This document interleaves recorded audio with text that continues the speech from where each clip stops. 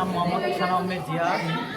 আমরা বিজ্ঞান প্রযুক্তির জন্য একটি উদ্ভাবক জিনিস তৈরি করেছি। এর নাম হলো নবায়নযোগ্য শক্তির সর্বোচ্চ ব্যবহারের মাধ্যমে বিদ্যুৎ উৎপাদন।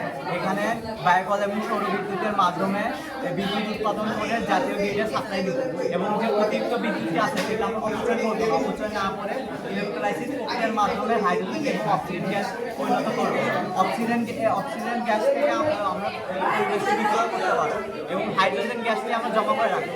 পরিবেশের যে ময়লা আবর্জনা আছে সেটিকে আমরা বায়ু গ্যাস প্রস্তুতকরণের মাধ্যমে মিথেন গ্যাস উৎপাদন করবো, সেটি আমরা জমা রাখবো। যখন আমাদের পরিবেশটি খারাপ থাকবে, যখন আমাদের বিদ্যুতের চাহিদা অতিরিক্ত থাকবে, তখন আমরা এই গ্যাসগুলোকে জ্বালানি হিসেবে ব্যবহৃত করে জেনারেটরের মাধ্যমে বিদ্যুৎ উৎপাদন করবো।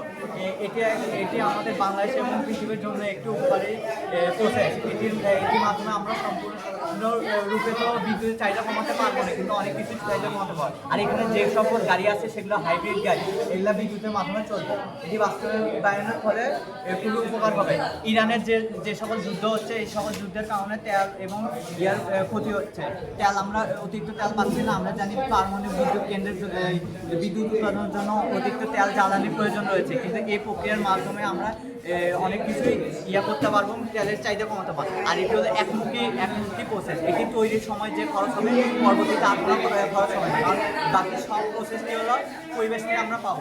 এটি একটি একমুখী প্রসেস। এটিও বাস্তবায়নের মধ্যে দেশ এবং বাংলাদেশের জন্য এটি একটি বাংলাদেশের জন্য উপায়।